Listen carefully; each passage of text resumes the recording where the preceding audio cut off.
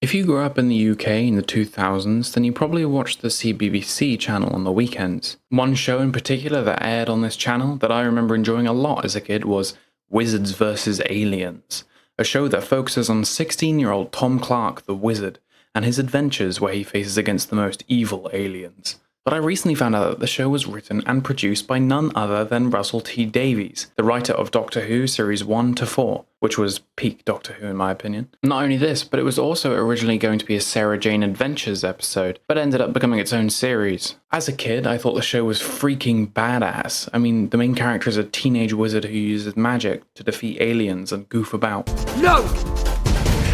Bring it on! And the aliens are right out of Doctor Who, which I also loved, so it's no wonder I enjoyed the show. But today, I thought I'd revisit the series by rewatching the pilot episode and seeing if it's as epic as I remember. So without further ado, let's dive right in. The episode starts with an older wizard and his son in a stone circle casting a strange spell. And the dad talks about the first time seeing magic, but has a sort of creepy look on his face for some reason. Oh yes. You never forget the first time you see the power of magic. Now be quiet. He calls upon the Eye of Questeroth, and then they look up to the sky hoping to see it come down. But wait, what's that? The son questions if it's the Eye of Questeroth or something else. What else would it be? Not sure why he refuses to look up and see for himself, but the strange object gets even closer. It looks like a spaceship. What do you mean a spaceship? An alien spaceship. Don't be ridiculous, there's no such thing as aliens. No, don't be silly. There's only wizards and magic, but aliens, that's ridiculous. The two are beamed up onto the spaceship and are face to face with, gasp, an alien. I just want to say I love the design of these aliens, like the yellow and black and the blue armor, sort of like wasp-like, and the like eyes. It's great. But anyway, they ask what the alien wants, and he says, Magic. Magic. Boom, title card, and we're into the intro. I bet you're hooked. After the cold open, we're introduced to our protagonist, a confused-looking footballer called Tom Clark. I'm not entirely sure what the crowd is supposed to be cheering here, but it sounds a lot like King's Fart Clap Clap Clap.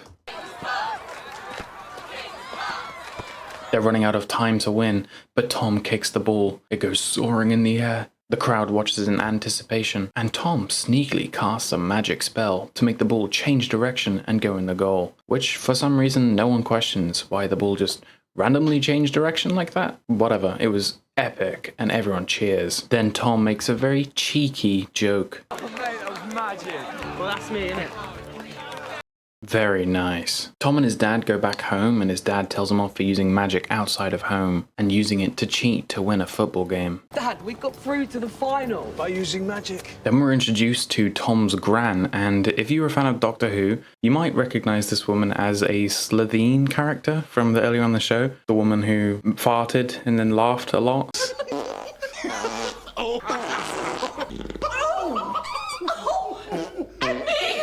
Tom's dad tells her what Tom did at football, and instead of agreeing that it was cheating and unfair, she roasts him for not having any magic. Well, that's fine coming from an unenchanted with no magic. Then Tom's dad can't find the bottle opener, and she roasts him again. Unenchanted?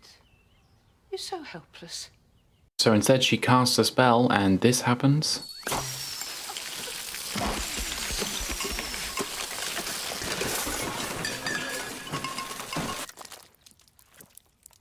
Off to an old people's home you go. Then Gran uses a magic phrase and knock to turn the bathroom into a magic room. Tom wants to join and help, but he's too young and inexperienced of a wizard, and he's rejected. Meanwhile, in outer space, the aliens are up to no good. They have the wizard's son from the cold open and put him in the extractor.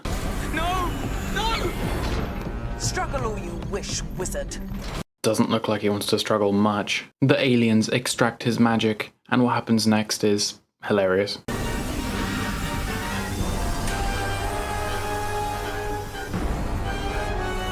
I'm sorry, the only thing keeping this guy young was his magic? Are wizards a different race to humans? The alien king is fed this child's magic through some tubes. And then what's supposed to be a sad moment, which you can tell because of the sad piano, is accidentally hilarious.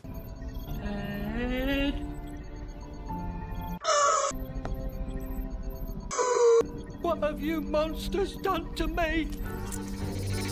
We then come back to our lovable protagonist Tom, who shuts his alarm clock with a cheeky bit of magic. Now, isn't that relatable? Don't you all destroy your alarm clocks every time you wake up to it? Then Tom's dad asks him if he's done his homework, and again, with a quick spell, yes he has. He has done his homework. It's every kid's dream. But this also raises a lot of questions. How is this working exactly? Is any of the information even going in your head? It's funny that Tom's got magic and he's using it like how people use ChatGPT. Whatever. The school kids then go on a little school trip to a stone circle. Look familiar? We meet Tom's friends, the bad boy. Is a heritage monument. Nah, it's just a bunch of grimy old rocks.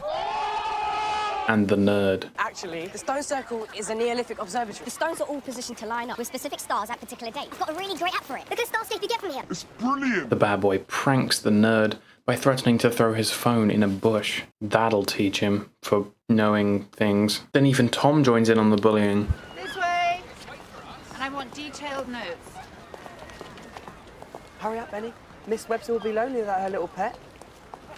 A girl starts talking about how boring an observatory is, but then randomly happens to bring up how magic is cool, which Tom likes. But magic. Now that's cool. You think so?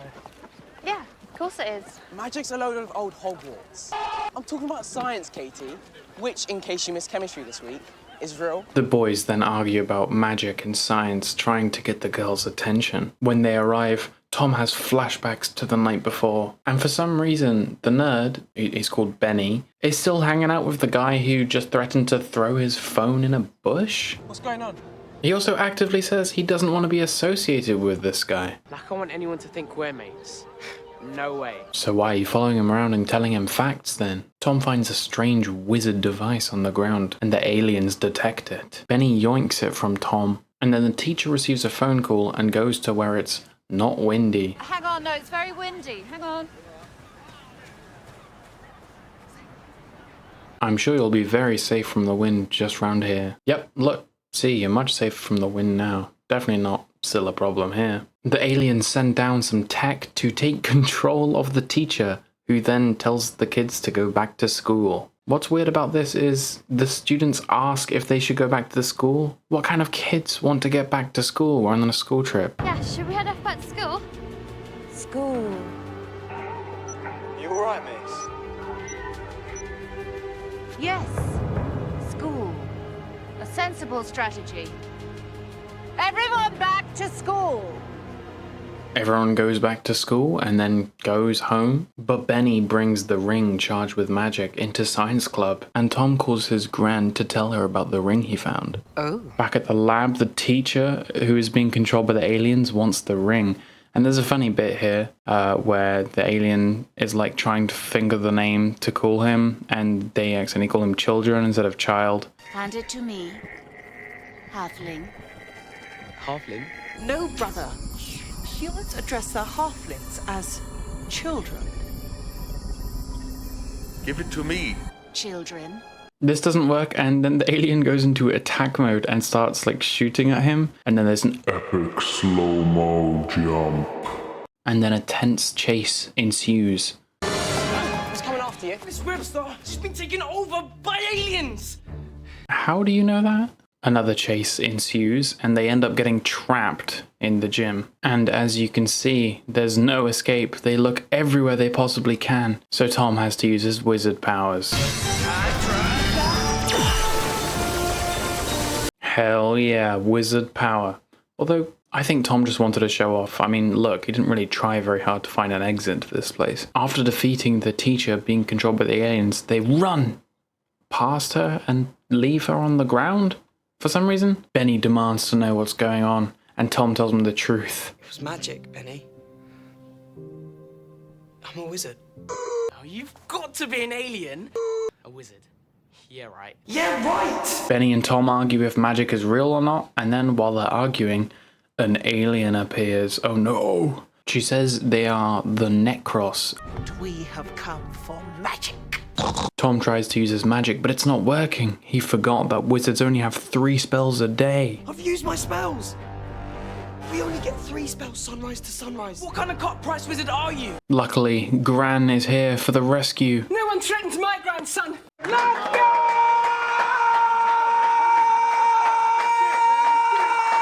Maybe it's a good thing she's not in an old people's home after all. Gran, no, it's an alien. Don't be ridiculous. There are no such things as aliens. Maybe you should take a closer look. Gran, are you stupid? Gran then starts aura farming in front of the alien. I'm Ursula, 7th daughter of a 7th daughter of the 7th daughter of a 7th daughter of the 7th daughter of the magical line of Crow. My family have slain demons and destroyed armies of the Neverside. Whatever world you come from, beware! More magic. I shall take you both. So Gran's aura farming didn't really go according to plan, and now they're both on the alien ship. Oh no. Tom and his Gran are brought before the Necros King, whose voice is really funny, by the way. You defy me, wizard! I who have bestrode the stars! Then the episode ends with the Necros King revealing his face to Tom and his Gran. And he's a giant fat Necros thing. I really like this. I love that it's done practically. I think it looks pretty funny and iconic. And with that epic reveal, part 1 of The Dawn of the Necros ends. Don't worry, I know you're all desperate for part 2, so we'll go straight into the next episode. The episode starts where it immediately left off, with Tom and his Gran on the spaceship. Gran tries to use magic on the Necros, which doesn't go according to plan. The Necros just sniffs it up and eats it, I guess? Delicious. And then she tries 2 more times, and it still doesn't work. Who could have guessed? Although it would have been funny if it just happened to work on one of them for some reason. Tom's had enough of this and kicks his football into the Necros King. Feast on this.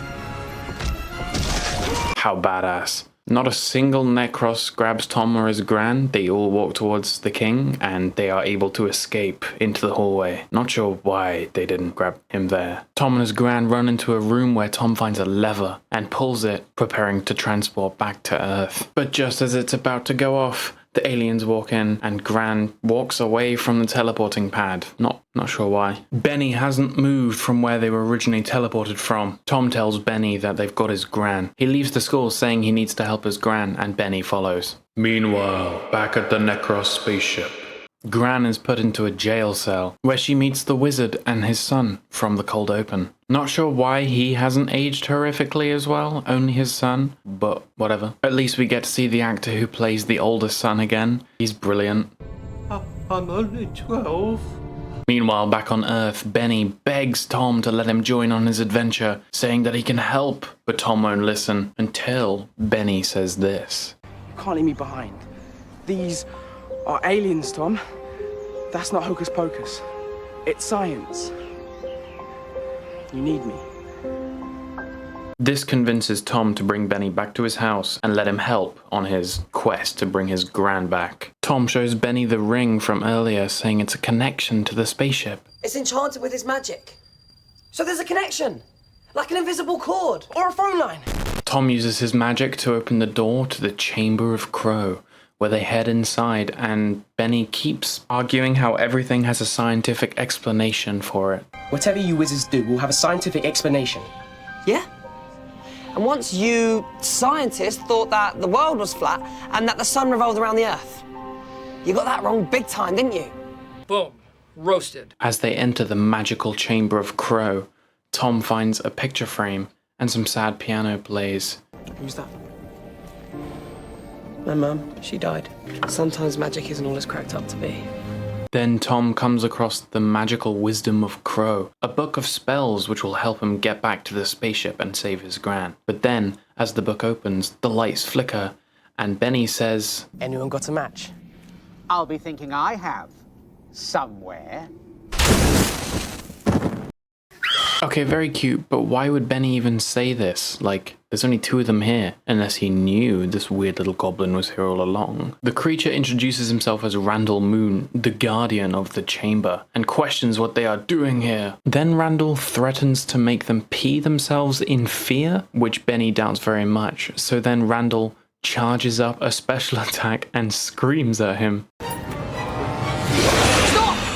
I find it so funny that he had to crouch down and hide his face to charge this scream. And it clearly worked as well. Benny is cowering in fear. Tom explains who he is and Randall starts helping him to make a spell to get him back on the spaceship to help his gran. Tom's dad has just got back and clearly Tom was raised in a barn because he'd left the door open to the Chamber of Crow. So Tom's dad goes to investigate. Randall explains that the spell is only one way, so they'll have to find their own way back. And Tom's dad walks in just as the spell is taking place. What are the chances? Tom's dad threatens Randall, but Randall picks up an egg of brimstone ready to throw it at him, which Tom's dad yoinks from him straight away. Remember this will be important later. She'll have been taken by creatures from beyond star glittering heavens. What? Aliens? What sort of goblin garbage is this? There's no such thing as aliens. Now, tell me the truth, or you're gonna wish you never got off your toadstool. So, goblins and magic can exist, but aliens, no. That's too far-fetched for Tom's dad. It turns out that the spell didn't work and they've teleported back to the stone circle from earlier. Randall comes up with a plan to amplify the magic power of the stones to get the aliens to see their signal again, while Tom's dad chases after them. The spell works and the aliens detect the magic. The spaceship arrives with some pretty good-looking CGI, to be honest. Tom and Benny get beamed up, as well as Tom's dad, who is driving nearby. Somehow, the car immediately stopped as soon as it's beamed up. Anyway, the Necros bring Tom, Benny and his dad into the chamber, where they explain their plan and what they want from them again. We have come for magic. The aliens prepare to feast on Gran's magic, but before the Necros can do anything, Tom's dad pulls out the egg of brimstone and pulls a Walter White and throws it to the ground, causing a huge explosion. They escape during the confusion and go to the jail cells where they free the prisoners. They head back to the room where they can use the lever to transport back to Earth, but it's not working. Your science! That was the deal! You figure this out! It's alien technology. I'm sorry, I thought you said aliens were science. These are aliens, Tom. That's not hocus pocus. It's science. You need me. So after realizing Benny was useless and he didn't really need him, the aliens tried to break into the teleportation room. Dad, I'm frightened. They realize the only way they are able to get out of this alive is with magic, but they don't have any spells left. But then, the sun comes round the corner. Because of the position they're in from behind the moon or whatever, I guess from their perspective it's sunrise, which means they have magic again. They all get inside Dad's car and use a magic spell to make them float back to Earth in style. Now this is freaking epic. The car floats back with some funny looking CGI and they arrive back on Earth at the stone circle. The Necros have gamer rage as they fail to capture their prey. I shall have their magic. The Necros shall feast! The sun, who's had his magic drained from him, gives us one more legendary line. Whoa, what's that sick or what? Kids, where'd they learn this slang? Oh yeah, I'm a kid. Gran says there's nothing she can do, so Tom gives him back his ring, saying this might work, and then they just leave. We don't even find out if he's cured or not, or if he's just stuck as an old man. Personally, I prefer this guy. I think he's quite funny, but still strange that we don't even find out what happened. But then we get a badass monologue from Tom about how now it's wizards versus aliens. And this ending reminds me so much of the Transformers ending. I think it's so funny the way they all walk off and stare at the sunset and monologue about how intense the fight will be in the future. If they want magic, I'm going to show them just what magic can do. But this is about wizards. It's not your fight. You're my friend. That makes it my fight. Now they're friends. Oh wow, with such a beautiful arc. Wizards have fought all kinds of creatures to keep the world safe. Demons, ghouls, dragons, vampires. And now we're going to war again. But this time, it's going to be different. It's wizards versus aliens. And I'm ready for them. And with that, Wizards vs. Aliens pilot is over. Now, I don't know how many of you actually watched the show or not. I hope this was nostalgic for you if you did. And I know I made fun of the show a lot, but I genuinely really enjoyed this as a kid. And it's just because I'm an adult. Like, I just see media differently now, but I still think the show is a lot of fun. It's got a lot of cool practical effects, some fun stories, and I'm a huge fantasy and sci-fi fan, so it felt like the show was made for me. And I feel very lucky to have been able to watch this as a kid. So if you want to introduce someone into Doctor Who, but worry that it might be a little too scary for them, for example, if you've got children, this is a great alternative. But yeah, that's all for now.